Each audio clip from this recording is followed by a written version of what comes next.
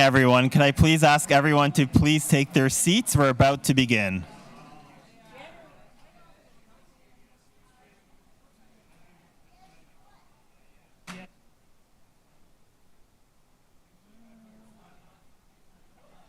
Am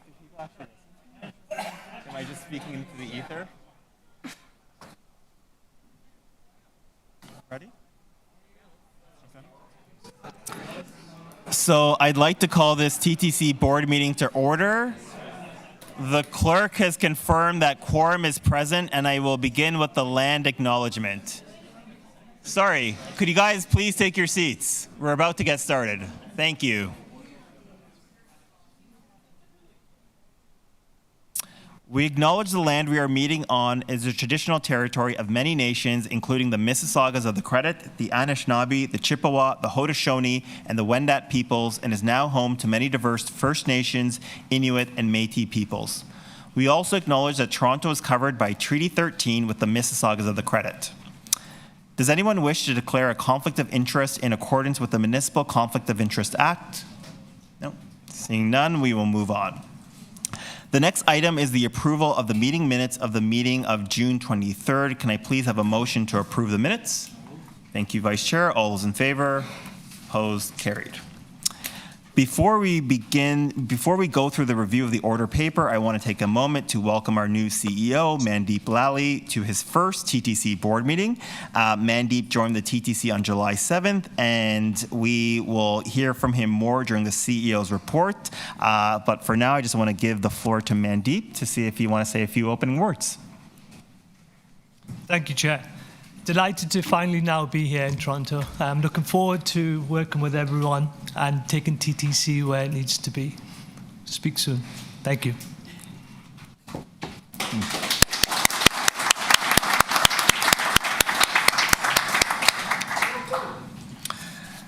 So as we go through the agenda today, those of you participating remotely will be required to submit questions, requests to ask questions, to speak, and motions to the clerk.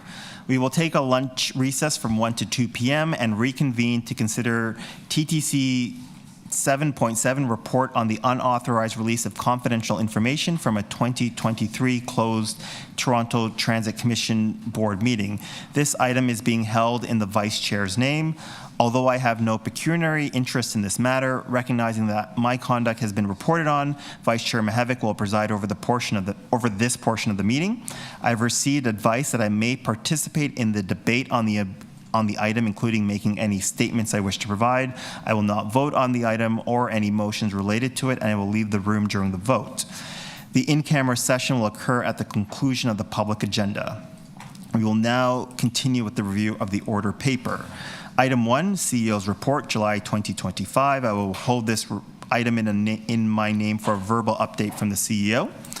Item 2, approved minutes of the Advisory Committee on Accessible Transit General Monthly Meeting on May 29, 2025. I will hold this item in my name for a presentation from ACAT Chair Betty Rivington Law. Item 3, Green Bus Program Update. Would anyone like to hold this item? Okay. Commissioner Sachs would like to move the item. All those in favor? Opposed? Carried. Great. Thank you. Item 4, SRT busway update. We have a speaker on this item, so I will hold it in my name. Item 5, budget adjustment for the purchase of gasoline wheel-trans vehicles and introduction of smaller electric vehicles. Would anyone like to hold this item? Nope. Can I please have a motion to adopt the report recommendations? Thank you, Vice Chair. All those in favor? Opposed? Carried. Item 6, addressing service delays on the TTC. Would anyone like to hold this item? Councillor Matlow, Commissioner Matlow. Item 8, unless you wanted to say anything, I was just going to say a brief. Do you want to just, yeah? Okay, please, if you just want to speak on it. Yeah, just very, very briefly. I want to thank, obviously, our acting CEO and all of the staff who have worked on this motion and addressing both the delays but also the communication relating to the delays when people are worried about the reliability on the subway, if they're going to be able to get to school or work on time.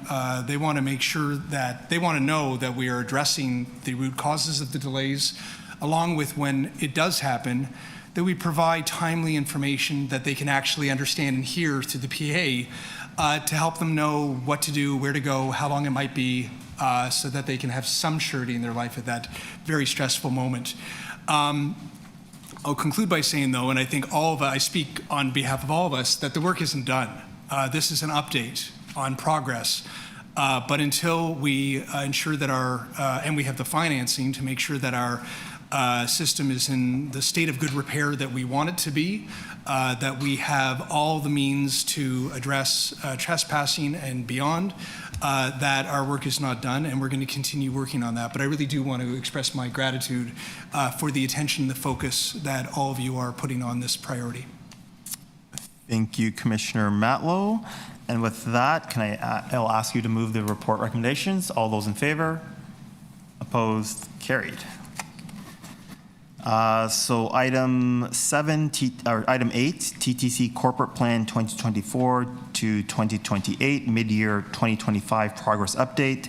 We have a speaker on this item, so I will hold it in my name. Item 9, Chief Executive Officer Performance and Objectives. I will hold this item in my name for a confidential presentation. Item 10, publicly honoring the service and contributions of veterans by Chair Jamal Myers, seconded by Commissioner Diane Sachs.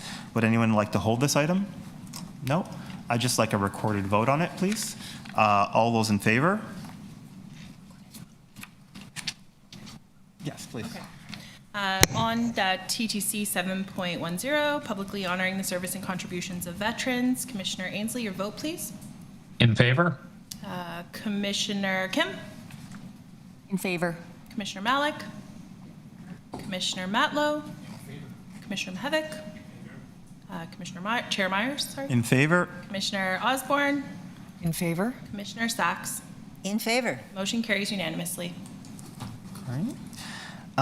Item 11, honoring Frederick Landing Hubbard by Chair Jamal Myers, seconded by Commissioner Josh Matlow. Would anyone like to hold this item?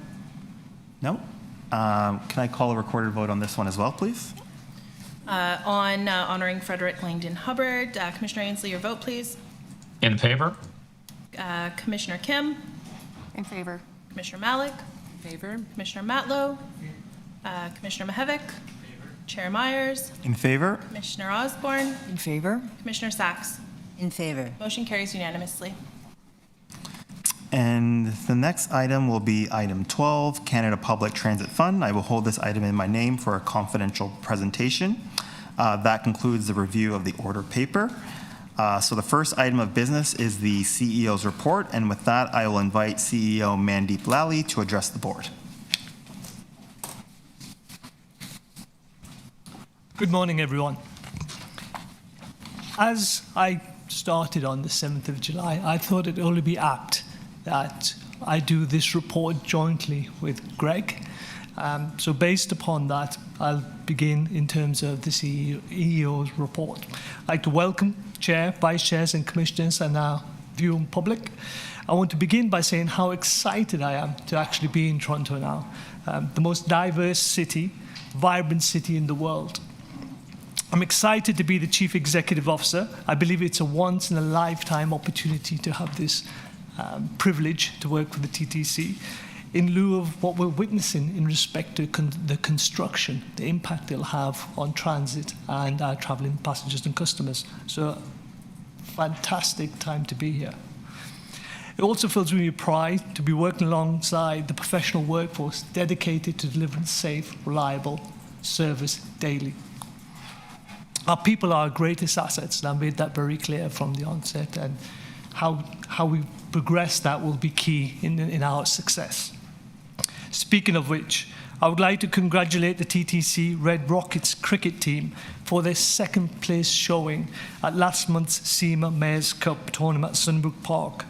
Our team beat the Toronto Police, the Ontario Provincial Police teams in advance of the finals, but were narrowly defeated by the TD Canada Trust team.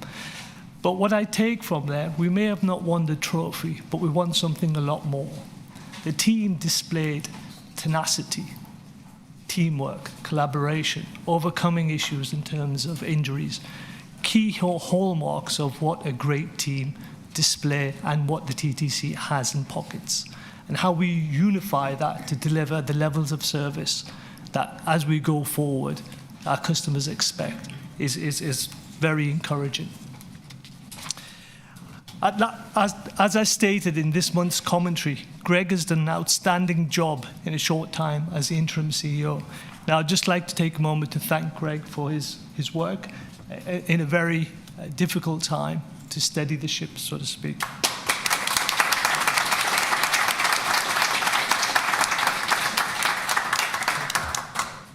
So with that, I'll take this moment to pass it over to Greg to give us a rundown on this month's report. Greg. Thanks, Mandeep. As is typical with TTC, lots happening, and there's no summer relaxation period for sure. I'll do some sound bites, info bites on what we did, just to keep everyone plugged in. I encourage you to read some of the documents to get a deeper understanding. But in a way, happy to say we have a holding pattern in terms of ridership. We're always expecting to get more, but we have to earn that privilege through improving our reliability and so forth. But the ridership is basically either marginally up or down 1%, and has been pretty much during my duration as the interim CEO. And again, we are down 1%, most likely to be up further. But the more important thing to understand at this stage is the shifts within the numbers. And we have seen a shift, and due largely to the hybrid work model still in play pretty much across Canadian business. But so Fridays and Mondays are a little softer than Tuesday, Wednesday, Thursday. The big thing to notice is the off-peak ridership has really significantly grown, whether it's between the peaks at night or on weekends. So big shifts there, but there's also a shift in terms of mode. I would say, well, not say, I know it's a fact that of all the modes, and we'll add one later this year, but bus has grown significantly. Bus ridership continues to grow. So we look forward to that, but we have to get the others to catch up to that.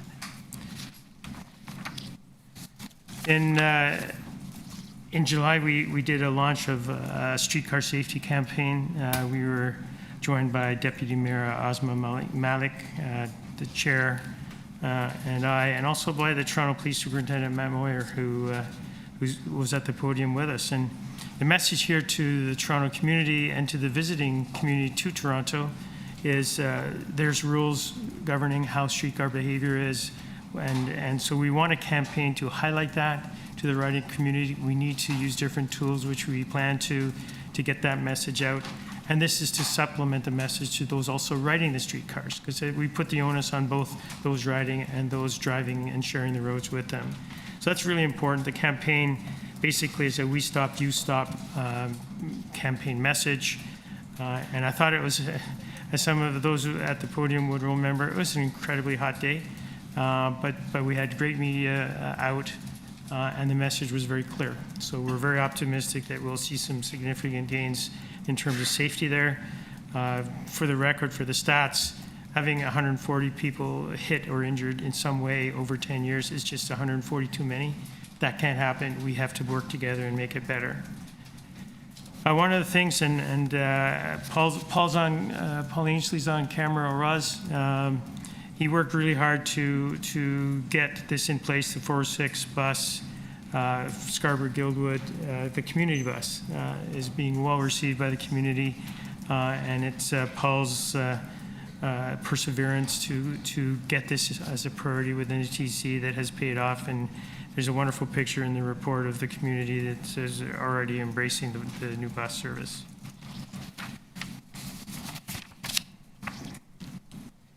As TTC commits to doing always is to surgically increase service, whichever mode or all modes, depends on the business case behind it. But in July, starting July 27th, we will be adding service. It's listed in here. I won't read through it in the vein of brevity. One of the things, and it's becoming a little bit iconic in a good way, is how we are creating and working with the City of Toronto on bus priority lanes. The newest one is Queens Quay East, and I think of that as sort of the red paint program. So as soon as red paint goes on the ground, then all of a sudden we're increasing our service, increasing our service reliability at the same time.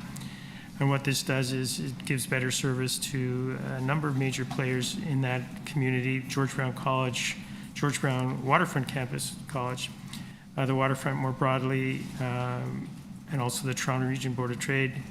All of these, and if you've been to the Toronto Region Board of Trade, you can walk from our streetcar service at Queens Quay down there. It's a short walk, but you're faster and it's better air conditioned than walking. So the exciting change, more to come in that area, and it's also a testament to the collaboration with the City of Toronto Transportation Group under Barb Gray. The last one I'm going to speak to today is one of the things that I built into my objectives for my 10-month sprint here, which was bunching and gapping. It's a much misunderstood concept, so Rich is going to speak to it in a little more detail. But the two very obvious inconveniences to customers that we needed to get better at fast was the reduced speed zones, and to Fort's team and others working together, I think we've got that. And I'll report on that in the confidential section of the board, but I really feel that we've got that under control for now. And the challenge is to keep it there and sustain that behavior. But the other one is the bunching gapping, and I won't steal Rich's thunder on this, but we are laser focused on making this better, making it right. I've got family that take TTC every day. They're on Queens Quay. They're in Deputy Mayor Malik's ward, and I hear daily when there's bunching and gapping problems. And I've labeled my son, oh, did I say that?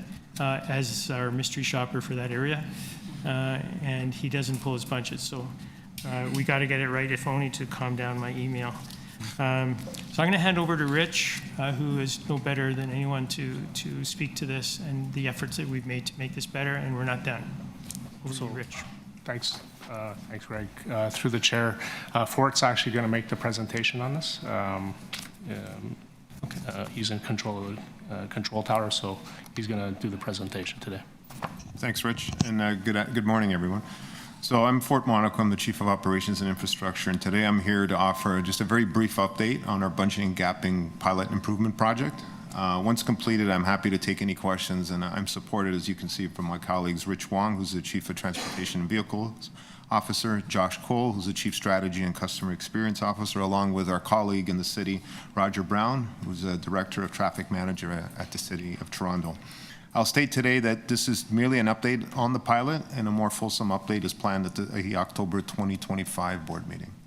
Next slide, please. So bunching and gapping, as we know, is an age-old operational issue that has become even more challenging in recent years due to congested roads. With this increased congestion, the effective delivery of service has become more challenging, and bunching and gapping becoming more and more noticeable, as Greg has alluded to. And early this year, we engaged with our union partners to explore the potential of reintroducing a more traditional boots-on-the-ground route management strategy, coupled with the technology and the centralization of our route managers at the Transit Control Center. What this slide does, it just provides a quick summary of the bunching and gapping pilot that we launched in February as a means of trying to address it. The term pilot is used in that we initially picked 11 of our most challenging routes and in turn reviewed, assessed, and reacted based on the preliminary performance data while attempting to understand the associated challenges. The pilot was launched initially with 10 divisional supervisors as that in-field route management. Through April and March, these supervisors were assigned to the field, and they engaged with the operators and transit control to keep the system operating to schedules. Preliminary results demonstrated some benefits, but the results were not what we were expected.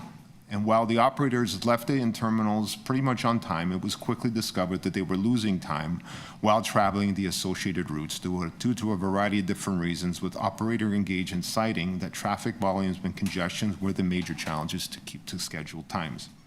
In May, utilizing the available data that we'd gathered from the previous 2 months, we have reevaluated a strategy and determined that our strategy needed more than just in-field supervisors, and therefore we decided to regroup and pivot strategically and dedicate our service on 2 specific routes: the 7 Bathurst bus and the 512 St. Clair streetcar route. We also believed a more centralized, project-based hierarchical structure was required, and as such, we seconded a temporary project manager to keep this pilot at the daily forefront, along with a dedicated task force reporting observation information centrally through the Transit Control Center located project manager. In June, a new strategy was implemented, and since then, we have started to witness some improvements on route performance on these 2 lines. We believe now that we have some good data that has allowed us to identify problematic hotspots throughout the routes, and with this in hand, we have commenced some preliminary discussions with our city partners to explore additional street management measures in the coming months. And we hope to expand that outreach to include local councillors and BIAs if and as required. Next slide, please. So what is route management and how are we defining success? As stated in this slide, we believe a key component to measuring success is in how the route performs measured, and how the route performs is measured, and we believe that this is done by the percentage of the time it keeps to its scheduled headway. Does that alone define our success? No, we don't think that that alone does. We believe we need to link our performance data back into the customer feedback, or what the customer feedback is telling us, and what their experience actually is on the associated route. There's no point showing good quantitative numbers if our customer feedback can't validate them. For example, if the St. Clair route has a 2024 baseline average headway of 69%, will a 10% improvement immediately define success? We may think so from a purely quantitative perspective, but it is more than just meeting the numbers. It's more about what do our customers think. We feel the customer element in feedback is a key component of what we should be striving for and what ultimately will define our future successes and established targets. Next slide, please. So given the observations gathered from our pilot supervisors and operator engagement, we have grouped each observation into 3 different categories, namely 1, vehicle operator and customer behavior, 2, route management and design, and 3, the operating environment. The TTC will continue to focus on the first category, some of the second, but some of the second and a lot of the thirds will require partnerships with the city, councillors, and the BIAs. I'm happy to report that some of these conversations for the 2 pilot routes have commenced with the City of Toronto, and there will be more to come in the coming days, weeks, and months. And we look forward to continuing to build on these conversations and to hopefully expand this model into other parts of the network. Quantitatively, we are starting to make some strides on these 2 pilot routes, but there's much work left to do. The latest results are displayed on the slide, but again, we believe this needs to tie into the customer experience, and we will be relying on our customers for their feedback and the use of those factors to determine whether we are actually successful or not. We need to ensure we sustain what we have started building. To date, our pilot has taught us some things, and we will continue to learn as we apply mitigation measures to problem spots. Next slide, please. I would like to quickly lay out our plan to work through the promised fall update. Our goal is to continue to make the required strides on the 2 routes to develop the so-called playbook, validated, of course, with the improvement, hopefully, in the customer experience that can be expanded to other pilot routes. Key takeaways for us at the moment are: we will be returning in the fall with a full report on the progress of the Bunching and Gapik pilot, optimistic that we will build on some of the early returns our revamped plan is starting to demonstrate. 2, validate the empirical successes with ideally positive customer experience and satisfaction. What I will say is that pilots are iterative. We use pilot project to assess risk, define success, cost efficiencies, and develop opportunities to expand our ideas within a controlled environment. We want to develop a workable model that can be expanded across multiple routes, understanding that the challenges of routes may vary, so as one size doesn't necessarily fit all. But we all need this to be validated by our customers. Next slide, please. So in summary, we want to develop what we believe are some effective tactics from the pilot routes, and with funding and partnering can be applied to additional routes. Performance has improved, albeit it's early, on our 2 selected routes as measured against adherence to route schedules. We hope to demonstrate that improved performance is experienced by customers riding the pilot routes. In closing, this pilot is a collaboration of 3 large areas within the TTC and the traffic management services at the City of Toronto. Me and my colleagues are committed to bringing success to this pilot and building a workable model we can expand as a playbook to other challenging lines. I believe we have started on something special here, and I'm confident that we will bring really good news back in the fall. With that said, thank you for your attention, and my aforementioned colleagues and myself are more than happy to take questions. Thank you. First, we have Commissioner Matlow, 5 minutes. Oh, Do you want me to wait, or whatever you want? I thought we were just going to go into questions. Yeah, sure. Commissioner Matlow? I have questions, 3 areas of the CO's report, although, Mandeep, I won't put you on the spot given that you just arrived. So to the pilots that you were just describing, Ford, how does the pilot in Bathurst jibe with the fluctuating plans for Rapid TO in Bathurst? And is it have you just considered how that all works together? Through the chair, I'll answer that, and then I'll probably get Josh to kind of help me out as the Rapid TO person. But I think what I can say, Commissioner Matlow, is that we are very clear, we believe we're very clear where our problem hotspots are. And we've mapped those all out. And I think if we take that, work with the city, and actually kind of develop that into the Rapid TO, I think there's a lot of congruence there. Because I will say bluntly, some of the areas and some of the data that's coming back is not necessarily a surprise. So I think from my perspective, it's actually very congruent. Do you want to add anything, Josh? Yeah, through the chair, Fort's exactly right. I think they actually complement quite a bit. Now, having said that, the Rapid TO file has changed pretty rapidly, and so we're recalibrating on that. But what is of note is that the portion north of Bloor is bus, and that's actually where our bunching and gapping pilot is focused on. So looking at all the kind of tactical interventions, all the operating improvements that we can make on that corridor, regardless of if or when or ever it gets red paint.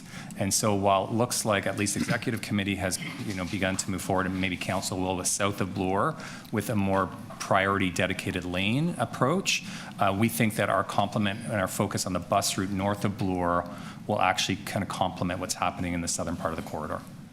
And to segue, perhaps on a question related to Rapid TO or dedicated lanes, one of the areas of friction that I imagine you've observed as well is the question of, even those who came to committees and said, well, we support dedicated lanes, there's a question of, is it necessary to have them at all hours, or can we focus on the specific rush hours where it's just more of a challenge to get our buses through traffic? And then the response from transportation staff, I believe, is that it becomes more difficult to socialize that when you're sort of guessing which hours and et cetera. One of the ideas they keep coming forward, I just want sort of a formal, what is the TTC's position on this, just to have it on the record. One of the ideas they keep coming up is having directional signage, like we have on Jarvis, for example, where certain hours you'd have a green sign, and then certain hours you have a red sign. Is that a tool that would be helpful in getting through those discussions to more rapidly expand Rapid TO, or is that a red herring? Through the chair, I think there's lots of tools in the toolbox, and certainly I think they have differing levels of impact on the flow and speed and reliability of public transit through a corridor. And so if there's a hierarchy of those tools, having a dedicated or priority lane clearly is the most advantageous and is the greatest benefit to kind of reliability and to the customer experience.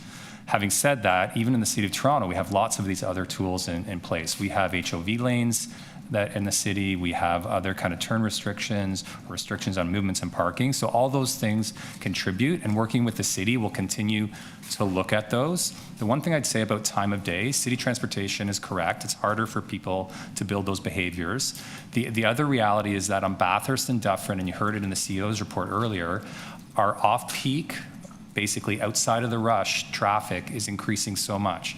On Dufferin, we're almost getting to the point now where weekend and evening transit ridership is higher than during the traditional week.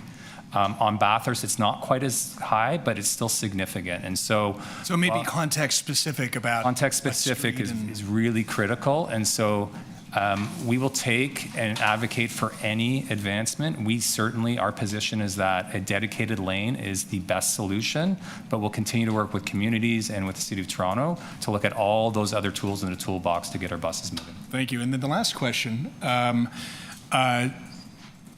I just want to ask if there's an update on Metrolinx's handover of the Eglinton line to the TTC, and is there any prospect of a full handover by September, or is there a legitimate concern that they may fail to provide us a line that is ready to operationalize by September? Last question. First of all, congratulations on your segue. That was a reach, but good question. So the answer is it's still Metrolinx's decision. There's a number of us that are deeply involved in this and to push it over the line, working intimately, closely with Metrolinx. So we're looking at still this fall to get something happening. But not September. I think September's a reach. It's a reach? Yeah, but this fall is plausible, and certainly by year end. So there's lots and lots of stuff going on that we need to fix to open safely, and that's what we're focused on. So if I may, just to supplement, if I may, so it's not a matter of whether the TTC wants this line to be ready to go. It's a matter of we want to make sure that once it's handed over, that it's safe and ready to open up to the public. And we're doing our due diligence to make sure that an organization, I'll say this, you don't have to, that has never failed to fail, will provide us something that we can feel sure about to open its doors to the public. So I won't agree with that use of the expression. But That's my editorial. It's your choice. But what I will say is we are collaborating with the same priorities of safety and customer experience. And no, we won't open until it is satisfying both. Thank you. Sorry, just to jump on the back of that. In my first week, I did meet with Michael Lindsay, and we discussed this. Obviously, it's a high-profile piece of work. Yes. And it was very clear, safety and reliability, as per his press conference, were the key parameters which would define the opening. So that was echoed again from myself to Michael. So those are the tests that we're putting on this line before we take it. Safety and reliability, those are our tests. They'll be covered under the 14-day and the 30-day tests, yes. Thank you. As per the commitment from Metrolinx. I appreciate that. Thank you. Thank you. Thank you. Are there any, Councillor Bravo and then Commissioner Sachs? Thank you, Chair, for apologies for having to attend to something before now. So my question is about who's doing the work of the line management on the pilot. Are they management staff or unionized staff, and what training or what experience or what competencies would the staff doing this supervision or management work on these routes have? Through the chair, I'll take that, Commissioner Bravo. So it's a combination of the two. We've utilized the divisional management supervisors temporarily to help us out. We've also got the handful of folks out there that come from the control center as well. And so the benefit of having those folks out there is they know what the screen looks like, right? So traditionally, those that work in the control center generally are seeing a bunch of dots on a screen, kind of walking it around. So it's a combination of the two. And like I mentioned, the management from the divisions are staff, and the staff from the control center are unionized. Okay, so is there an impediment because we don't have enough people that have that experience now, or is that something that has to be ramped up? Through the chair, that's a good question. I think this is one of the benefits of the pilot, because in terms of keeping this pilot going for a few routes, I think we figured it out. But as we look towards expanding it into 12 routes or 24 routes, and obviously it's going to come with resource constraints. So the idea would be to build the model that we can, or at least build make the design that will kind of allow us to kind of expand. Okay, and are there, given that we pivoted away from the strategy. Does that mean that some of these competencies were lost over time? So we'll have to be patient or you have to have a plan for ensuring that people have the training and experience and to actually be the boots on the ground? Through the chair, yes, I think that's definitely something that needs to be thought of and strategized over. Okay, I'll be coming back to you on that in the future then. How are the route and line managers and supervisors on the ground being empowered to make decisions about line management, the customer experience? I've asked this in different ways before, but I'd like to understand if they can make calls. For example, a short-term streetcar, can they call the second streetcar and say, hold for a minute? Just a common sense thing when you can see people have to cross the street to get on board. If there's a short-term, say on the 512. Through the chair, I'll give that a shot as well. So this is one of the reasons, Commissioner Bravo, we centralized it to the control center, and we thought it was important to create that structure because any divisional supervisor will be empowered to make that decision. It's something that's a decision that can be made entirely through the control center as well as the person responsible. So absolutely 100% the structure we put in place is to empower the divisional or the line managers in consultation with the transit control center. Okay, that's a really important detail because the cases I'm talking about, for example, is a short turn happens, Robina or at Lansdowne on the 512, and there is a matter of like maybe 30 seconds, the window for people to walk over and get on the second streetcar that's coming, a 1 minute later, 30 seconds later, and having to phone the control center and get permission seems to me an impediment to actually making sure that the people that, the 40 people that were, or 50 people that were, whatever the number that were on that first streetcar can get the second one so it doesn't blow by empty and then we have these people waiting on outside. That's something that I was hoping that, I would hope that would be looked at because those are just not huge calls, they're just human calls. Yeah, and I think it's a fair and valid point. I think I acknowledge exactly what you say. In emergency situations, there's a process and a protocol to be able to empower the line manager to do that. The idea, hopefully, is in situations where you can proactively see this, there's lots more opportunity for discussion and strategization. So, again, I'm a big fan of centralizing this through the control center as the folks that are ultimately responsible for managing the services to have those protocols in place and to also to understand that we have to have a suitable reaction depending on what's happening. Ideally, no emergencies happen and we can kind of strategize and plan for this, but absolutely, if emergencies do occur, there's a process to allow that to happen expediently. Okay, so there's still work to do between the tension between the need for accountability and central management and the local kind of what decisions can be made at the Last question. And just kind of the flavor, what's really different between what we're doing now? How close is it to the traditional boots on the ground approach that we used to employ? Let me handle this one. Go ahead. So when we got together, we had a problem. This is now going back 3-4 months. I made a promise to Marvin and Frank that if there was a frontline issue, they would be part of the solution. So I called them. They came into the meeting. So this was a TTC solution exercise. Doesn't matter if you're union or management, it's how do we fix this? And I give full credit, and I already did today, to Frank, who came up with the idea that what we used to do was we would have field supervisors who created relationships with operators of buses or streetcars, and they had the authority, and now do in the pilot, to make those decisions, hold or go now. And to manage that gap. More than that, and the reason we went with this model, kudos to Frank again, is we needed to up our game on safety. We get rated by the province, CVOR, I always get that one fouled out. We need to be safer. And we talked about what happened. And it was those field supervisors that were coaching the operators on safety best practice.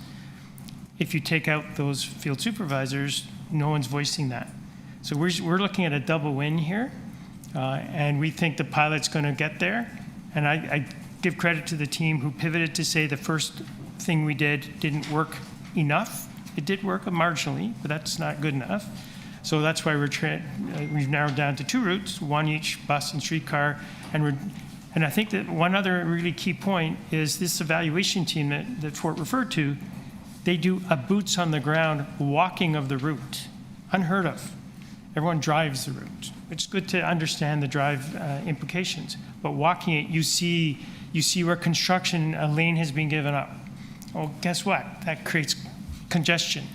All those kinds of things now get fleshed out when you have boots on the ground by the team, which is up to 5 people walking the entire route. Some of the routes are quite long, but they're doing that as a better vision as to how do we fix this. So just a little more color around how we're doing this. Thank you. Commissioner Sachs? Yes, thank you. Thank you very much. First of all, back to Josh on Bathurst. Just want to confirm that when you put the data together, what we saw, at least on my piece of the Bathurst bus, is we have a terrible problem in the afternoon northbound, but southbound and the rest of the day is pretty good. Is that fair? Through the chair, our kind of most grave hotspot is the PM peak traveling northbound and between that, say, call it Bloor to St. Clair stretch. Yeah. Okay. And it's at least worth trying an extended no stopping sign and turn restrictions there because it worked well on Dundas. It's got real promise here. Would you agree? Through the chair, agree that any of those tactics, like those prohibitions on parking, will be welcome, and we'd like to see how that can lead to further improvements. Okay. Back to, I'm not sure Fort or Greg, but again, the KPI are very helpful, but the delay performance, passenger delays in particular on line 1 were really disappointing. We know we've got slide 12, which shows the on-time performance at the end of the line, which we know doesn't really show customer experience very well. But then when we go to page 24 and we look at the throughput numbers, they're even worse. So given that what we were told last year was that most passenger delays were from customers, or at least people who didn't pay, and we've put so much effort into fare enforcement, why is it that passenger delays are even worse than they were last year? And we see this, the terrible on-time performance of line 1, and we wonder why people aren't taking the subway. And then similarly, it's particularly bad in the afternoons. It's, it drops from 95% to 85% in the afternoon. So what is going on with on-time performance in the afternoon subway on line 1, and what do we have to do to fix it? I'll let you go first on that one. As with most of these weaker performances, there's not one panacea solution to it. So in this particular case, it's a number of things. And I won't rank them, but number 1 in my view is in the summer we get heat slow orders as well. So as soon as the temperature gets to a certain point, and we've had extreme temperatures in July, we have to slow the trains down. So line 1 will be directly impacted by that. Yeah, but that date is not covered here. This just gives us January to May. So January, well, we had a major snowstorms in March, so that would be picking up on so whether extreme hot or extreme cold, you slow the trains down because there's another risk you have to manage through doing that. So that's part of it. A big part that we're actively managing through Betty's team is how do you manage intrusion of people onto the corridor, because that causes an immediate slowdown or stoppage in some cases in specific segments. So that also impacts. We've had some extraordinary things happen, which you will always get extraordinary things happening, and I won't get into those, but they do happen as well. We did have some vehicle issues, but I don't think they're the dominant reason why we had a lower performance. But there were some, so they all contribute. But Greg, why is line 1 northbound so much worse than line 2 or line 1 in the morning? Like, what's going on in the afternoon on line 1 that is so much worse than the others? On the northbound? Well, it says, sorry, it doesn't say northbound. It says line 1 in the afternoon is markedly worse, 15% worse than the line 2, 10% worse than line 1 in the morning. What's going on in the afternoon on line 1, and what are you doing about it? Fair questions. Onward to Fort. I'll try to attempt to do this. So it's a tough question to answer at this point. I think we continue to look at it. I do think that there's a couple of things that we probably haven't seen the fruits of our labor yet. We have deployed a few additional supervisors on the platform to try to deter people from going down the track level. I can't do that at all 70 stations, but we have started trying to target some of the hot spots, Commissioner Sachs. The other part, too, is we did get a recommendation very recently through a 6-station pilot porosity study that allows us to maybe consider some low-hanging fruits in terms of additional barriers. Again, it's really low-level stuff in the sense that it's not all 70 stations, but it's a valid question that I don't have an answer for. I don't know why the customer behavior is what it is in the afternoons. All I can say is that we're looking at a few little things that we can do to try to dissuade that type of behavior, and we'll have to come back with a little bit more data and a little bit. But there are some small things that we're doing that I'm hoping will show some positivity. When should we expect to hear back? So the porosity study, I think we'll tie that back into Josh's bigger plan. I'm happy to look at coming back with some quick wins that we're putting together I'd say in the next couple of months. And through the chair, specifically on some of the unwanted behavior of unauthorized people on track and some of the passenger disorder, there was a briefing note sent to all the board members maybe 2 weeks ago. And so there's some details there and kind of speaks to some of the actions we're taking in that area. So for clarity, the big Last problem question. in the afternoon is intruders? No, I'm just adding, you had a question to the chair, you had a question about you cited some of that behavior too, and we recognize that passenger behavior is a contributing factor to some of our delays in our performance. From that specifics, and we can give you that breakdown, how much passenger delays contribute to, say, the overall delay that we might experience in a period. On that point, have introduced a series of tactics to address that issue. Yes. And so that's detailed in that note, and we're happy to give you more information on that. Thank you. Next, we have Vice Chair Mahavik. Yes, thank you. Well, frankly, it seems a bit peculiar that we're putting in solutions when we haven't really done a solid analysis of what the problems are. Like, is it customer behavior? Is it track? Is it 50% customer behavior, 30% track on hot days? So, to me, a good analysis and a good solution would be problem identification, solutions. Break down the problems. These are 5 areas. These are 5 possible solutions. That to me, how to structure the report. It feels a bit that we might be doing something in the wind if we're not kind of identifying the problems in a good fashion. Well, through the chair, I don't have the vice chair. I don't have the stats readily available. I think we came and did an update. I think about 60% of our delays were customer focused or customer delays. So in terms of those, intrusion at track level was a problem spot, and so they're there.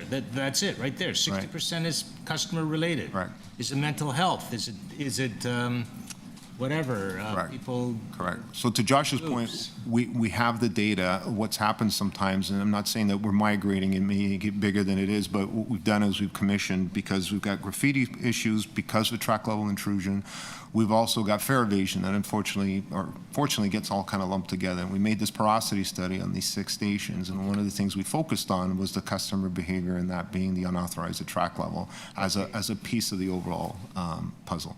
Okay, so I just want to focus on Bathurst and St. Clair. So you're putting a lot of energy into Bathurst and St. Clair. Yep. Would it not be wise on a kind of macro level? So here you have St. Clair, a right-of-way environment, LRT. You have Bathurst, bus environment, mostly inner city. Would it not be of value to do kind of LRT in a downtown mixed traffic environment as well? Because there's a lot of data study that can be done there. And also bus in a suburban environment where there are different dynamics, wider roads, bus lanes and so on, in order to get really a picture of how the system is operating as a whole. Yeah, so through the chair, yes, that's why we started with the 11 pilot. And that's not to say we've dropped the other 9 routes. the laser focus has been entirely, not entirely, but the laser focus has been on these 2 routes. That's not to say we're dropping the other 9. And the other 9 within it, there was 9 bus routes and 2 streetcar routes, one being the 512, and then the 506 is mixed traffic. And we've got other pilot routes from Flemington Park, the 29 Dufferin, the Western Road, the Dufferin Express. To your point, Vice Chair, that we are kind of broadening the entire city. The idea will be, as we got some mojo happening with these 2, we will very much look at expanding to the next 2, and then the next 2 beyond that, to kind of get that laser focus. Okay, so if I could focus for just a little second on St. Clair. Yes. Only because it's a pain point for me, and I believe Commissioner Bravo might have a similar kind of pain point. What's the problem? Like, here you have a non-mixed LRV environment. Like, what's the problem? So through the chair, it's a variety of different things, and I'll ask my colleagues to chime in if I've missed on anything. But first and foremost, the intersections can get blocked, which blocks the right-of-way's ability to get through. Who's blocking who? So the intersection, so even though it's a right-of-way, it's a shared intersection, right? So if the intersection is blocked, you can't get, so if the intersection in north and south is blocked, you can't get the east-west service through. So that's a point. Folks do access our right-of-way illegally, which creates problems. Other things that we're actually looking at is we've got extreme congestion at the west end of St. Clair. So we're working with our partners in the city to see if we can put some transit signal prioritization to make it a little bit more conducive to allowing for the free flow of traffic at the Guns Loop. Particularly Guns Loop in that area has been identified as a problem spot. And frankly, even the placement of our stops is something that very much needs to look at. And the last piece of it, and I'll ask my traffic engineering folks to make sure my theory is correct, the St. Clair right-of-way was built for the CLRVs, the ALRVs, not necessarily what we have now. And the other thing to consider is ramp deployments are also something that needs to be taken into consideration as well. The average ramp deployment time is about 5 to 7 minutes. So again, the intention is not to say we don't want to do ramp deployments, but you asked me what are some of the issues on St. Clair that's causing us to need to take a look at. I've listed a few. I don't know if Rich or Josh have any more, but those are some of the ones that that hamper us in the 512.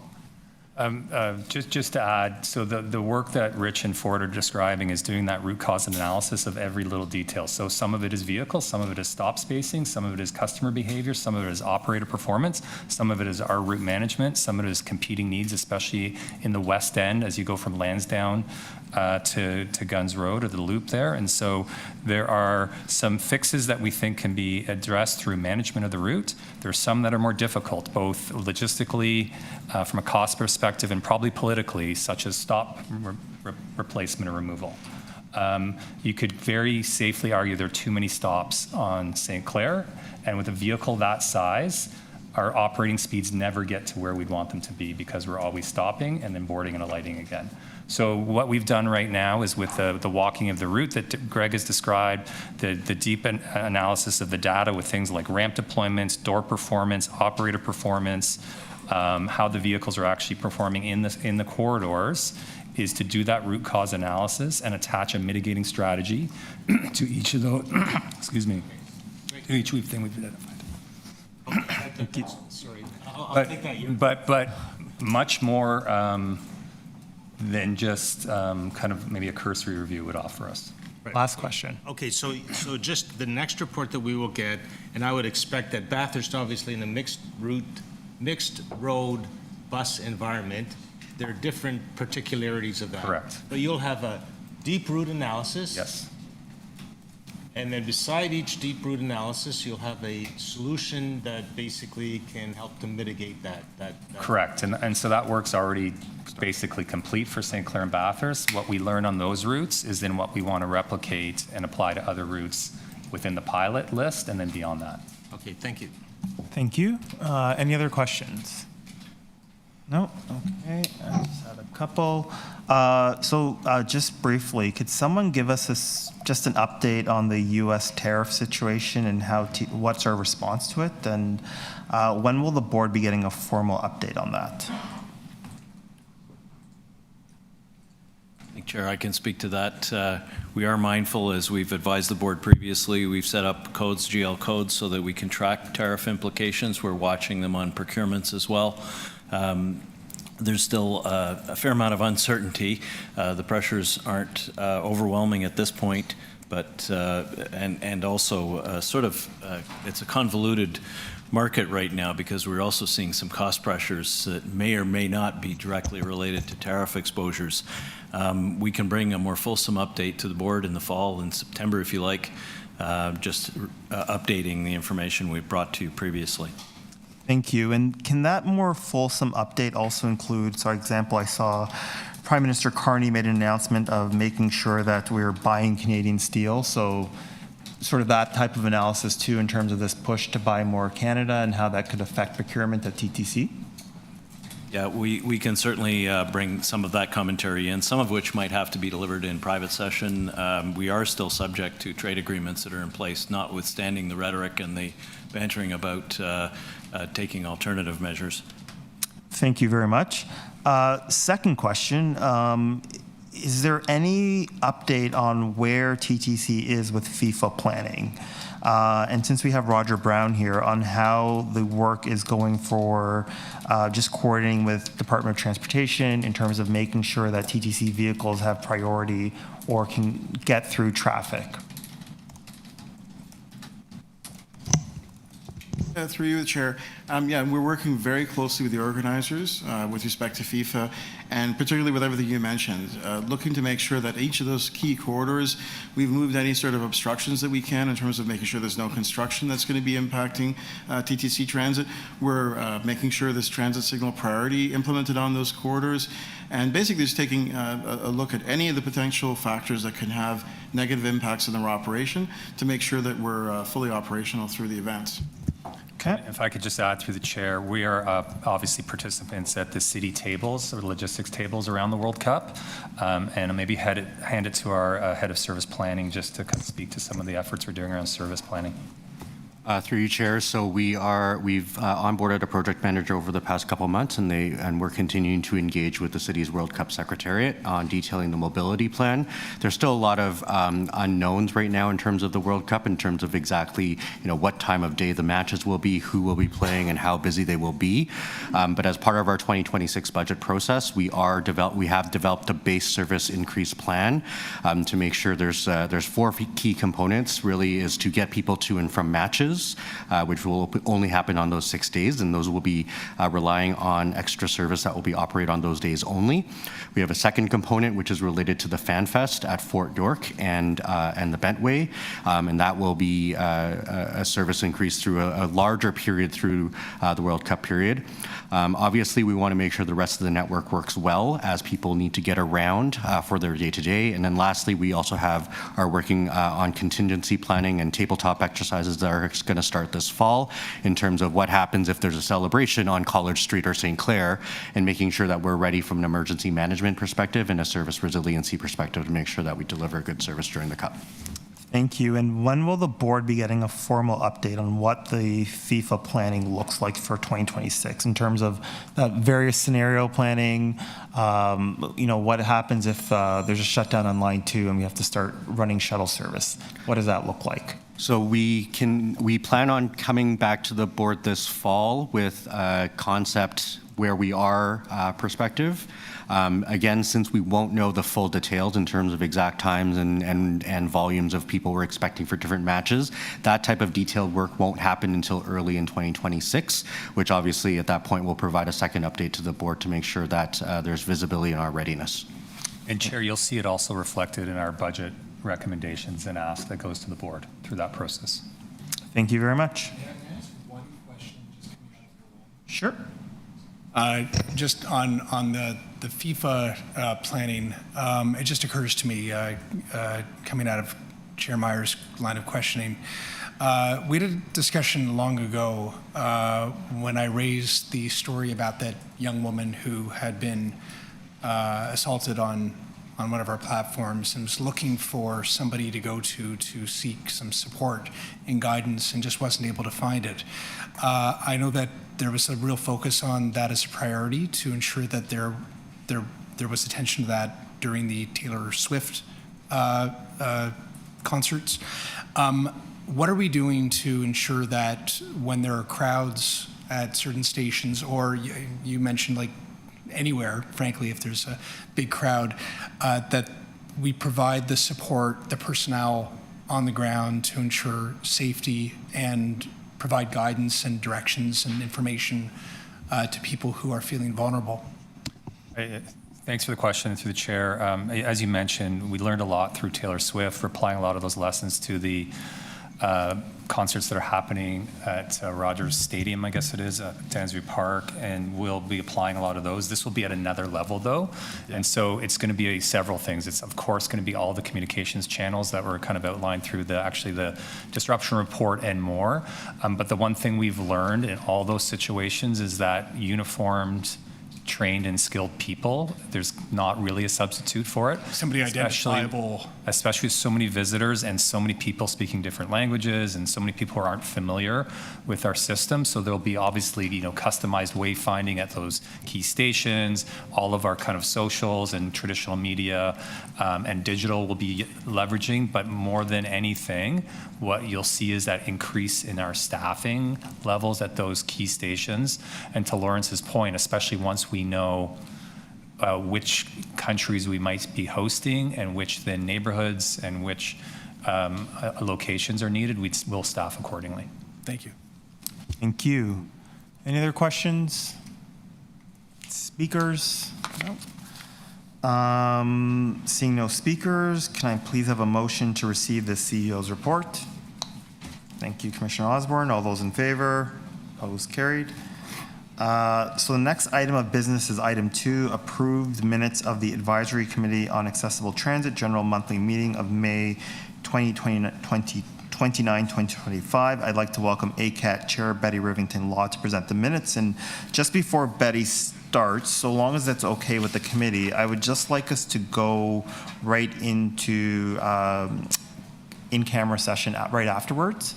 A few members of the committee have to leave at 3:30, and they would like to be able to participate in the discussion. So if that's okay with everyone? Okay. Yeah. And then we'll go back into regular session when we come out for lunch. So Betty, floor is yours. Thank you very much. Good morning, everyone. Just to follow up from our May agenda, we did receive, ACAP members did receive a session with Betty, the other Betty, at TTC's Community Safety, Security, and Wellbeing, and we were very happy and applaud the TTC shift to a multidisciplinary approach to community safety. However, at that session, there were concerns about mobility users when the system goes down, whether elevators, escalators, and they're stranded on the platform. So that was a major concern at our May meeting. And we are advised that more will come back to us to reassure everybody that they will be able to evacuate safely in a timely manner. With regards to our subcommittees, communications back in May was working on a recruitment plan for those of us who are leaving at the end of this year. And it's well in place right now. And we're hoping to have a great pool, a wealth of new candidates to select, which will be done in September. Also, the communications was working on the support person assistance card for clearer communication to the public and how that works, and improved staff training for first on and last off campaign. The Design Review Committee has been working on, well, they've been raising concerns about pre-boarding announcements and technical constraints about problems with timing, confusion at final stops, and accuracy of announcements in certain bus routes. They're also working on more wayfinding for accessibility-focused decal support, and accessible pedestrian signal messages are being developed with the hope of the opening of Line 5 with clear terms like combined or center platform within the audio time limit. Service planning, Greg has already mentioned the community bus route and the 406 Scarborough Guildwood pilots in place.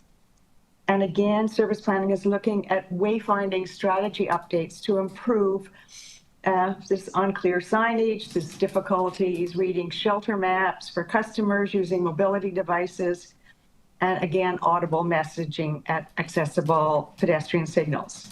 Wheel-Trans is working to try and get the remaining customers re-registered. And I don't think there's anything further that I have to add from our committees. So I'll open to any questions, any clarification that may be required. Thank you, Betty. Does anybody have any questions? Nope, seeing none. Any speakers on the item? Nope.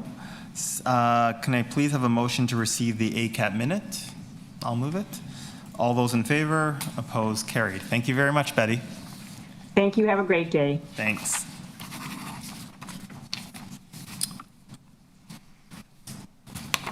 So I'll now read the resolution to recess as the committee of the whole. Can I have the clerk please post the resolution? Thank you very much. That the TTC Board recess and sit as the committee of the whole to consider the following confidential items. Personal matters about an identifiable individual, including municipal or local board employees, TTC 7.9 CEO performance and objectives, and information explicitly supplied in confidence to the city or local board by Canada, a province or territory, or a crown agency of any of them, and information that is subject to solicitor-client privilege, including communications necessary for that purpose. TTC 7.12 Canada Public Transit Fund. All those in favor? Opposed? Carried. Okay. Thank you very much.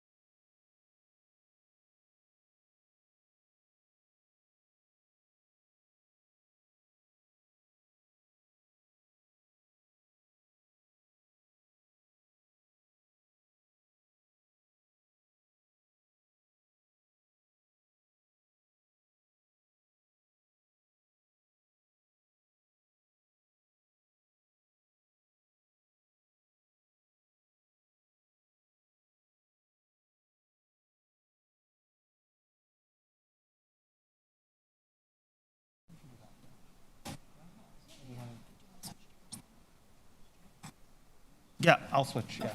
Okay. So we are on item 7, report on the unauthorized release of confidential information from a 2023 closed Toronto Transit Commission board meeting, and are joined by Integrity Commissioner Paul Muldoon. Before we get started, I want to remind members that this report is being considered in public and is an investigation into a confidential matter. Please keep your questions to the public information before us today. Commissioner Muldoon and Kate, I'm not sure if you have a presentation or if you're just here to ask questions. Or answer questions, sorry. Answer questions, sorry. To that. Thank you. Good afternoon. We're at the pleasure of the board. If you would like me to make a presentation or just respond to questions. Yes.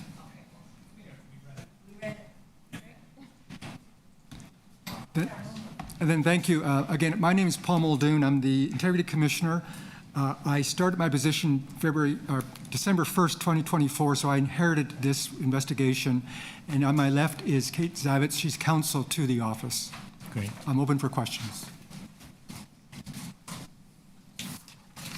Seeing no questions, are there any? Commissioner Myers. Thank you. For the purpose of this No, item that's okay. only. That's okay. Just quickly,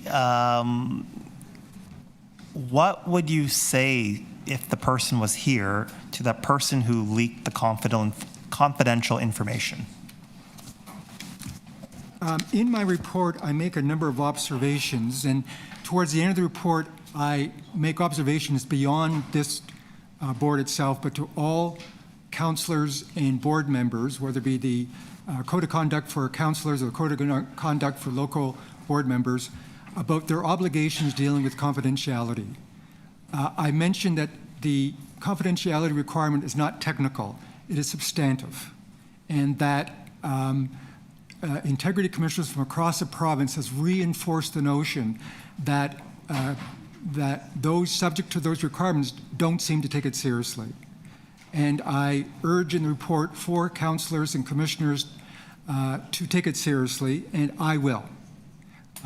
I've devoted my office has devoted an enormous amount of resources for this investigation and could not identify it. But I repeat that according to news media, there were multiple sources over a period of time dealing with this. So, and the consequences is just not the integrity of the system, but also the impact of those who are affected by that release, whether it be a personnel matter, an HR matter, or whatever. So the impact is just not on the system, but it's on people that have no right to defend themselves because the information that ought to be private is now public. So I'm informing this board, but all boards under my jurisdiction, that I'm taking this very seriously. Our office have had too many complaints about the release of unauthorized way of confidential information with impacts. And I will strive to find the source of those and then make appropriate recommendations.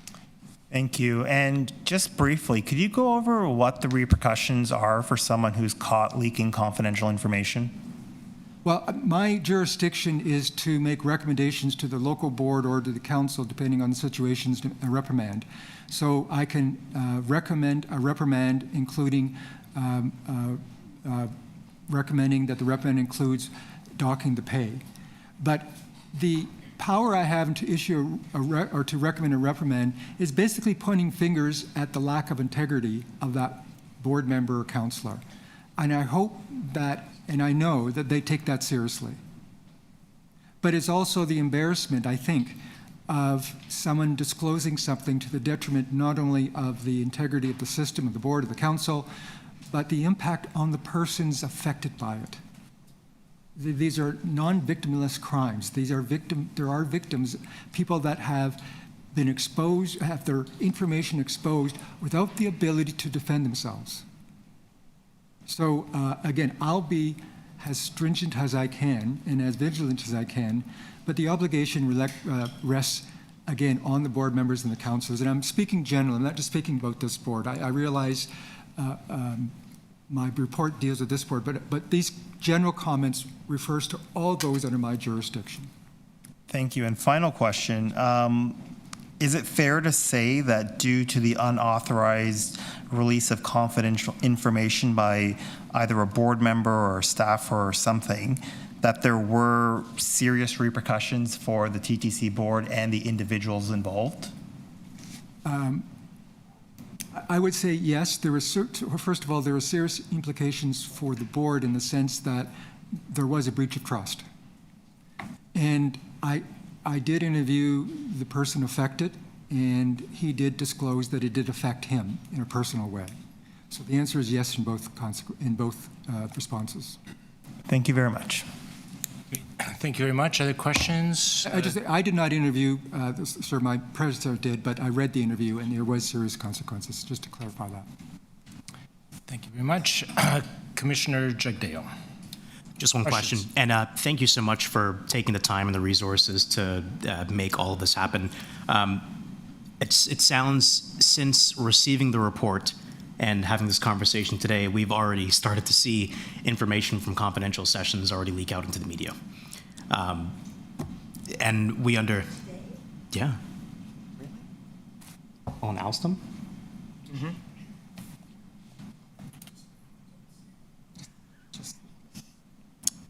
What can we do to prevent this? And I understand that it's a wicked problem. Okay, so I think the first, I'll just talk generally, and I'm not preaching to you, I'm just giving my observations. The first thing is for all board members and councillors to in this case, look at Article 5 of the Code of Conduct. It imposes a very strict obligation about confidentiality. And in the report, I note the courts are making it very strict, extremely strict. And that's what I quote in my report, but the jurisprudence, that the courts, like, I'm not just on this crusade to remind councillors and board members of confidentiality, so are the courts. So the first thing is for the councillors and board members to remind themselves of their own obligations, and then to review the protocols within the board, and we've made some recommendations. I realize one of the best practices we recommend was to have a policy whereby your personal email cannot be used to relay confidential information. As an example, in the report, I state that that's one of the things we noticed. We didn't suggest it was any sort of malicious intent. It was convenience. They wanted to inform their staff. They couldn't figure out how to do it, so they used a personal email. That should be prohibited, as an example. So we give some concrete considerations, guidance for the board to consider to ensure that this doesn't happen. So it's a combination of education, me reminding board members of their obligations, and then policy review of your protocols to ensure that those protections are tightened over time.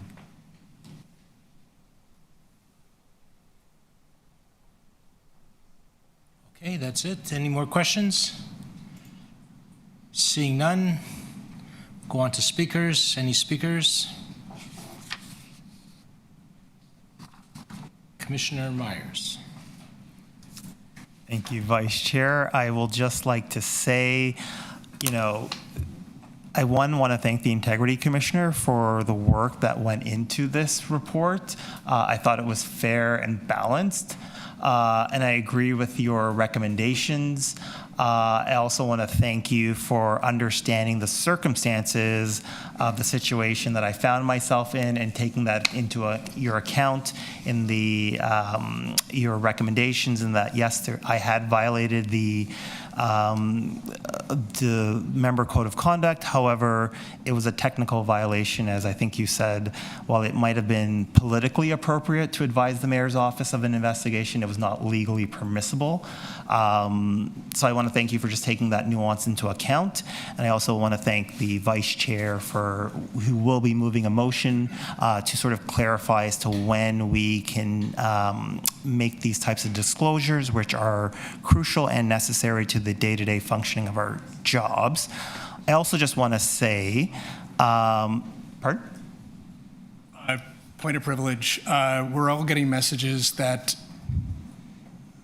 there was something just said on a hot mic a few moments ago that revealed even more about what was said in camera earlier about a matter that should be kept confidential. So I would just suggest to all board members, be careful even what you say out loud in a public forum, because you don't know who's going to be listening. Yes. Yeah, and I will just say, I think we as a board need to do better, significantly better. Whoever did this did incredible damage to the organization and the individuals involved. There was more than one. And as we're having this meeting now, there's a report in the Star about more confidential information that was released, likely from a board member or a member of the staff. And I just hope that whoever is responsible for this is caught and they do face the full repercussions of their actions. And with that, I will leave the room. Thank you. Commissioner, Chair. Sure. Do you want to see the motion first, or do you want to speak first? Okay, well, I'll just put on the table the motion. And I'll just say this, I guess, in our confidential information is usually on purple paper. And maybe this is suggesting that there are times and occasions when some information does need to be shared with offices outside of the TTC, strictly speaking. For example, the mayor's office. So I think what this request is just to basically say, okay, let's figure out that nuance and come back with a report on a proposal for the board's consideration. So that's what's on the table now. Any questions? Okay, to speak, Commissioner Matlow. Yeah, I want to bring sort of an element of humanity into the conversation about confidential documents. We're not meant to reveal any confidential documents to the public. There are some that have a financial consequence or real estate consequence. It's wrong to share that, but the consequences are often impacting our budgets. But when we get into a political debate, perhaps, over an individual, and there's a difference of opinion about if they did a good job or a bad job, or you want somebody new, those debates are fair and those discussions are important. But for anyone, no matter what side you're on that debate, to deliberately impact that person's reputation that will linger forever on the internet, their kids will see it, their friends will see it, future employers will see it. That's no longer a debate over their ability or their performance, and that, again, that's a reasonable debate. That crosses the line about how we're impacting each other as people. And I just hope that we all remember each other and how we impact each other in that way, even when we're on a political pursuit. And to that individual that was impacted, well, I'll stop there because I'm not going to talk about that individual any further for all those very reasons. Thank you. Thank you, Commissioner. Commissioner Bravo. I want to thank the Integrity Commissioner for this report. It's really important. I think that there are real-life material consequences to individuals, and also when we're impacting our budgets, those are also about choices and things that we may have to neglect because of impact on budget. Every dollar that we spend here is crucial to the people of the city. I have been a part of several processes here at the city. One of them took a really long time, not one leak. And I think that I think that we have to really get on top of this. This is like a lifeblood for this service is a lifeblood for people in the city, and so the profile, the attention is so high. Doing our duty according to the rules that we all signed on to is essential. I hope that going forward there is a lot more thought. I'm very disappointed, and I'm disappointed that there seems to be an open mic out there for things that happen at this board, and it has to stop. Thank you. Commissioner Ainsley to speak. Thank you, Mr. Vice Chair. I want to thank the Integrity Commissioner for coming in this afternoon. I really appreciate his comments and his perspective and outlining the importance of confidential. You know, as a city councillor and as city councillors, we took oaths to maintain the confidentiality of documents. I think it's expected of everybody. For me, this board's been very frustrating. I sit on many different boards, and the confidential documents and information that seem to get leaked, are leaked from this board, seem to happen more often and very quickly after we have our board meeting. So I'm hoping that whoever is doing it will stop or has stopped, and that we continue to work together as a team to provide the best transportation possible. But at the same time, we need to protect the integrity of what we're doing, and we have to protect the integrity of the individuals that work for the TTC as well. Thank you very much. Thank you, Commissioner Ainsley. Any other speakers? One more, Councillor Sachs, or Commissioner Sachs. Yes, thank you. Also want to echo the thanks to the Integrity Commissioner and his staff. The motion is great. I support the motion. We should have clarity. That will help clarify rules about unintentional breaches, such as questions as to what we are and are not allowed to discuss with our political staff. But it won't do anything for deliberate breaches. And what I understand from the Integrity Commissioner's report is that we've been subject to repeated multiple intentional breaches.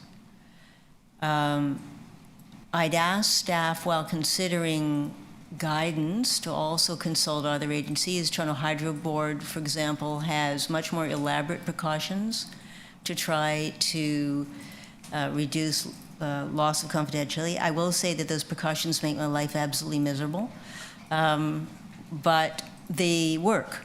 We don't get leaks from the Toronto Hydro Board. So we need to make the tracking of the paper more secure, but we also need to think about what are we going to do about people talking. That's not a question of tracking paper. You know, the Star article said they hadn't seen the actual document. Well, today's article said they've seen the letter. But mostly they say they haven't seen the confidential documents, but somebody told them. So if you have any advice, or if you can garner any advice from other parts of the city or colleagues around the world as to what we have to do to stop people from talking and still allow us to do our job. And we still need to be able to review confidential matters and have time to think about them, possibly do some research about them before we make decisions. How can we do that and plug this terrible leaking bathtub? Because we cannot make good decisions. We can't serve the public this way. Thank you. Thank you very much. Seeing no further speakers, there's a motion before us. All those in favor of the motion? Recorded vote? Yeah, okay.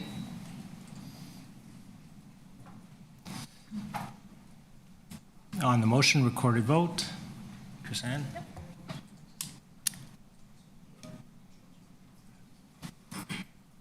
On the motion from the Vice Chair, Commissioner Ainsley, your vote, please.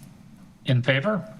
Commissioner Bravo? In favor. Commissioner Jagdeo? In favor. Commissioner Kim? In favor. Commissioner Malik? In favor. Commissioner Matlow? Vice Chair Mahevik? In favor. Commissioner Osborne? In favor. Commissioner Sacks. Very, very strongly in favor. Motion carries unanimously. Counts as two. Okay, all in favor? Oh, so it's carried. On to the next item. Invite the chair back. Item as amended. Item as amended, all in favor, opposed, if any, carried. Recorded. On the Second one recorded as well. Go ahead. Oh, you got to leave again. Oh.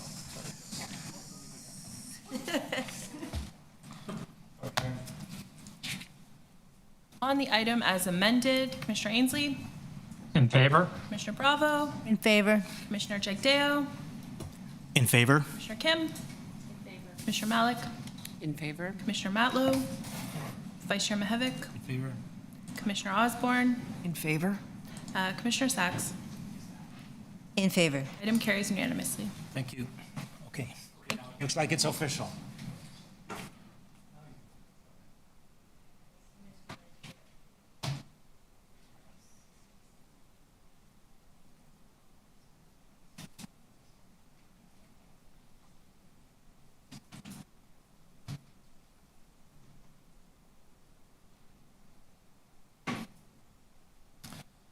So the next item is SRT busway update, and we have a speaker on the item, Philip Penetesco.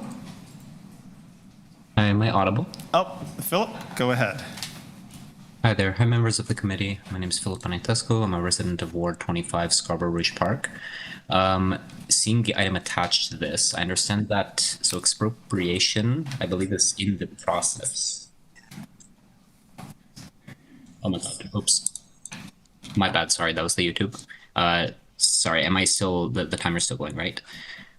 So I understand expropriation is underway for this. What I'm asking is, I know the document attached to this does recommend to expedite expropriation, but I'm wondering, why is the process taking like a total 180-ish days rather than the 90 days that's covered in the Expropriations Act for providing the approving authority with or it's not the approving authority, but those getting the land expropriated, the two condominium corporations, the report on this, because this project was already delayed for construction from 2023 to 2025. This corridor used to move like a post-COVID number of about 22,800 people in 2022, just before the closure because of the derailment the year following. These people have been pushed onto buses or rideshare. The average express commute between Kennedy or Scarborough and Scarborough Town Center has risen to about 20 minutes now rather than 10. And I think Scarborough transit riders deserve better. Yeah, my point stands. Is it possible to make expropriation happen any faster? Like, yeah, that's my point. Thank you. Thank you, Philip. Does anybody have any questions for the speaker? No, seeing none. Thank you very much for your deputation. That concludes the deputation of this report. Are there any questions for staff? Commissioner Osborne, 5 minutes. I'm just wondering if we can get an answer to the deputant's question. I thought that was a good one. Through the chair, I can speak to that. I know our head of property acquisitions online as well, I believe, who can speak to the details of the Expropriation Act, for which she is much more well-versed. But what I will say is that the expropriation is on track to be concluded by the end of November, and it's not currently on the critical path of this project. So accelerating the property acquisition sooner than that would not actually accelerate, would not create acceleration in the project. We are working with the contractor on how to affect that acceleration. I don't know if Vincenzo, you want to add anything on the Expropriation Act question? Through the chair, if I could just add, the expropriation timelines are being followed. We are going through the city's process, and those timelines are absolutely being followed. There's been no variation in that, so I can say that. Thank you. Next, I have Commissioner Ainsley. I'm fine, thank you. Okay, thank you. Any other questions on the item? No. Speakers? No? Okay. Can I please have a motion to adopt the report recommendations? I'll move it. All those in favor? Opposed? Carried. Final item The next item is the TTC Corporate Plan 2024 to 2028 Mid-Year 2025 Progress Update. And we have a speaker on this item, Andrew Illersich, thanks, sorry. Right there.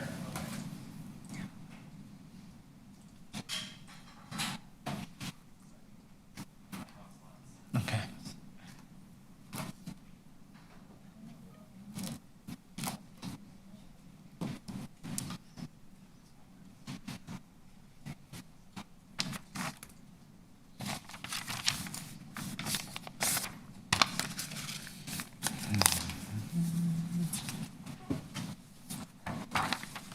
Okay.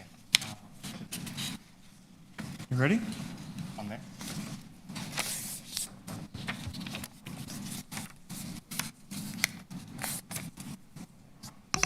Oh, it doesn't like it? Maybe I should use.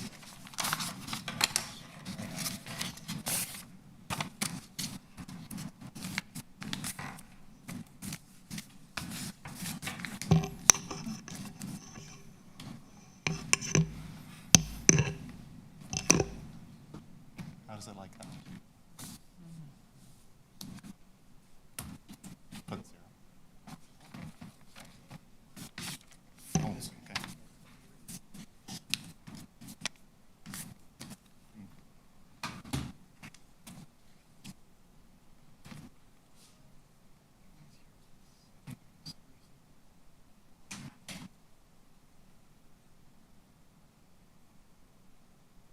Oh, there. Yeah, wonderful. Okay, sorry for the delay. Yeah, I'm here with TTC Riders, and I want to talk about. Do you want to sit down so you're closer to the mic? Yeah. Okay, I'll start your time. You have 5 minutes. Okay, thanks. So I'm here with TTC Riders, and I want to talk today about specifically under Action 225 of the corporate plan and earlier item 6 about addressing service delays on transit and how communication might be improved to riders about delays, bypasses, so on, and a website that I built to kind of show, prototype what I had in mind. First, I'm going to talk a little bit about the status quo. If we put ourselves in the shoes of a transit rider, we go to the TTC website, we're a little naive, we know where we are, where we want to go, roughly what routes we want to take, and we want to see if anything affects it. There are 5 pages, 6 if we need an elevator, that we might need to check to get relevant information about our route, which is quite a bit. But most of the moment-to-moment stuff is under service alerts. And if we go to that page, we're hit with a lot of redundant information between, the header, the content of the page, the live alerts pop up. You get the same announcements 3 times and only as text. Even jumping back to the top, if you go through all these pages, you still don't get everything. For example, the 52 Lawrence bus is currently diverted from Lawrence to Eglinton, and none of these pages acknowledge it. So as a rider, you would need to check 5 or 6 pages, plus the one for each route that you're taking along the way. So the way I see it, there are 3 main issues. The first is redundancy. You've got the same information presented the same way in multiple spots. The info is scattered. You as a user, as a rider coming to this site, don't know which to check, so you need to check all of them. And it's text only, which at the best of times is time consuming to parse, especially if there are a lot of them, which there frequently are, but it's also an accessibility challenge if English is your second language, for example. So I think a better system would be consolidated. You'd give all relevant information in one place. It'd be rider-centered. A rider doesn't necessarily care about whether a delay is a long-term one because of construction or a short-term one because of a mechanical issue. A rider cares about what route they're taking and how it's affected. They shouldn't need to know TTC practices. And it should come with a visual aid. Show it as a live updating system map, not just as text. So I built a third-party website for visualizing these service alerts. It reads the real-time stuff from the TTC site, and it renders them as icons covering different stretches of track. And this is live right now. You could go and see it. Yeah, it's live right now. You could go to the website. It's there. And if you mouse over or tap on any of those icons, it shows the full alert, the full description taken from the TTC website. It also shows not just the real-time moment-to-moment stuff, but also the reduced speed zones are given as delays. And I think that this shows the real advantage of doing it visually. If all of these were given in one place as a list of text announcements, it would be huge. But here, you just need a second and you understand what the state of the network is. So going forward, service disruptions, better communication there, I think that's the lowest hanging fruit. So that's why I focused on it with this demonstration. But it's really one part of the rider's experience.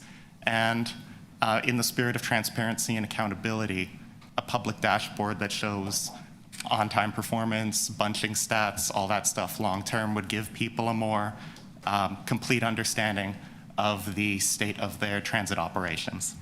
A lot of people don't know why we had so many weekends of signal upgrades, what the tangible benefits of those were, why there are reduced speed zones, or even that there are reduced speed zones. I learned those from the, excuse me, from the CBC rather than the TTC, personally. Oh, that's my warning. So a dashboard would go a long way to help people better understand their transit. And yeah, if you want to talk implementation, I'll be available for that. Thank you, Andrew. Commissioner Bravo, 5 minutes. Thank you Last question. so much. I have tried to navigate all those pages to understand what's happening, and I agree with you 100%. Was there something that you wanted to say on implementation? Well, that's something that would be a lot more nuanced to get into. So Any comments or any other extra comments that you thought that yeah. just because of your time? Implementation-wise, setting up this front end to interface with the TTC website was not an easy task. A lot of announcements come kind of non-standard. So I don't know if you've done a lot of programming, but there's a long list of checks for how exactly to interpret every announcement and put them on the map, because I'll say 70 to 80% come in a standard format where it doesn't take much code, you can interpret it easily, but the remaining 20, 30%, you need to play some games to figure out what's meant, and sometimes 2 announcements will come as 1 announcement. And this has to be able to figure that out. So TTC participation from the TTC standardization there would make something like this easier to expand to the streetcar network, the bus network. For the subway, it's easy because you don't have detours and diversions. But with the streetcar and the bus, there really isn't enough information on the TTC website to make an analogous system like this right now. How long did this take you to build? I got a prototype. I got an early version of it working in about a week. Since then, it's about a month old now, and I've just been kind of tweaking it. Wow. So in my previous life, I was an adult educator, and I'm very interested in the visualization pieces. Mm-hmm. You talked a bit about how it's also an education tool about the state of the system, but to be able to connect it to your own commute, to your own travel, and understand where the pain points are. Is that can you talk a bit more about why that's an important thing? Just the reason I made this app in the first place is because I thought it would be useful for myself. I'm a selfish person. And I did notice as I was using it on the regular that when you're checking text announcements now and then, you don't intuitively pick up that, for example, the stretch between St. Andrew and St. Clair West has been going through a lot of early closures lately. That is probably a trouble spot. It lines up with where there's a reduced speed zone, so I kind of have a guess for why that's the case now. Just that kind of visualization really does help with education. And for people that, there's a lot of different neurological ways of differences in how we process information. The way that you spatialized it and the icons, is that an effort to make sure that it's accessible and that it tells a story as well, correct? Yeah, that's an effort to make it easy for pretty much everyone to just look at and get a roughly complete picture of at once. But it is also an accessibility thing. Not everyone can read a long text announcement and get a good idea of how it'll affect them, whether because they're dyslexic or English isn't their first language or any number of reasons. Absolutely. Thank you so much. Thanks. Yep. I also just want to say this is great, really, really helpful. What are your plans for the app? Publicize it a bit, maintain it, hope that it's useful to people out there. And Okay. Are you going to be maintaining enough that I should tell constituents to go look for it? I plan to, yeah. I'll be I'll be making sure that this works for announcements as they come. I don't really know all possible announcements that the TTC might put out there, so I am kind of playing catch up. When one comes out that breaks this website, I have to go change it to cover that base. But yeah, I've been on that. I've been maintaining it, and I plan to keep doing so, yeah. If the TTC were willing, which I don't know at the moment, to take it over and run it and do what you've designed, is that something that you are interested in, or you want to keep it yourself? Oh, I'd be completely open to that, yeah. I would love if the TTC took it on. Okie doke. Thank you for this great tip. We'll put it in our newsletter. Okay, thank you. Thank you. Any other questions? No. Vice Chair? Would you be able to include functionality around operating and not operating elevators? Yes. Yeah, it would be easy enough to add little icons to the stations that show an elevator's out of service. Thank you. Any other questions? No? I'll just say great job. This is a really fun presentation, a really good way to end the day. Thank you very much.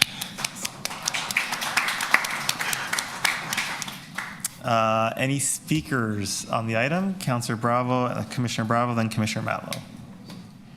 I think that what I want to say is that we are so lucky in this city to have TTC riders, to have such an engaged, entrepreneurial group of people who are dedicating their time. They understand the system. They understand with a passion why it matters. Connected all over the city with a huge number of members. When we hear these deputations and we hear all the innovations that come from the people that are closest to a service, it really, I think, cements that centering that voice is only going to help us find solutions. I really appreciate the approach of providing real information and context underneath. We often experience delays as or interruptions of service as a failure, but there's always a context, and that context should lead us collectively to fight for this system, which I love. I take it every day, multiple times a day. I know that it's seen better days, but I still value the TTC and I'm a champion for it.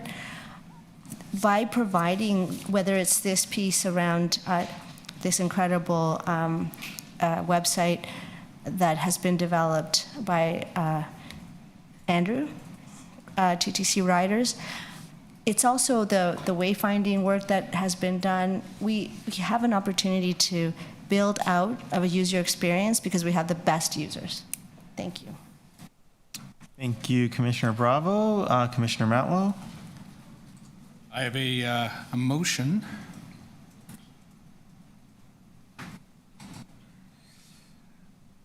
This is about addressing service disruptions as part of the 2026 budget submission through the Strategic Planning Committee. And we just talked, and I appreciate Andrew's very creative and innovative efforts to provide more information to riders when they are caught up in a unplanned disruption. And we've all talked about this before. These disruptions impact people's ability to get to school on time, get to work on time. There's that moment of stress when you don't know if it's going to be a long delay, a short delay. Should I call if I can I contact somebody to tell them I'm not going to be able to get to a meeting? The more information you have at those moments, the better you're able to figure out your life when you know you're going to be late for something. But we also need to get to the root of the problem. If a delay happens, I want to know what to do and where to go. I'd rather just not have a delay. That's a better solution. So that's where we need to put our investments and our focus and attention. We had a debate over piloting platform edge doors. We had disagreements about that. I think that we should be.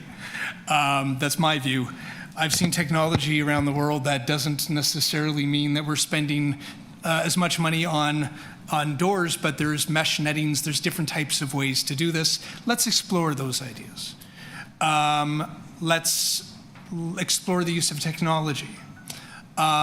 Let's invest in the state of good repair so that we don't have delays due to those issues. But that's where our focus should be, because frankly, that's where our riders' focus is. And if we're doing our jobs, we need to reflect their priorities: safety, affordability, customer service, and reliability. Commissioner Bravo just said that the TTC has seen better days. That's true. But I also believe that our best days are yet to come if we do what needs to be done, if we focus our attention on our riders' priorities. And this is one way that we can do that, by asking the mayor, along with council, to support that ambition. Thank you. Thank you. Any other speakers? No? So can I have a motion to adopt the report recommendations? Oh, sorry, the motion by Councillor, pardon? Yes. Did you want to speak, or you want to move the motion? Okay, so the motion by Commissioner Matlow, all those in favor? Carried. Item is amended. All those in favor? Carried. That's it. Motion to adjourn. All those in favor? Yeah. Carried. Thank you. Record. 3 o'clock. No, 2:46. I know. So, first board meeting, I think it's probably 2 hours too long. It's a recent record for sure. This is the quickest. Yes. Is it? This is the quickest. This is literally the quickest. So I've misread it? This is the quickest meeting. We usually end around 5 or 6. Okay. How long do they last at MTA? About 2.5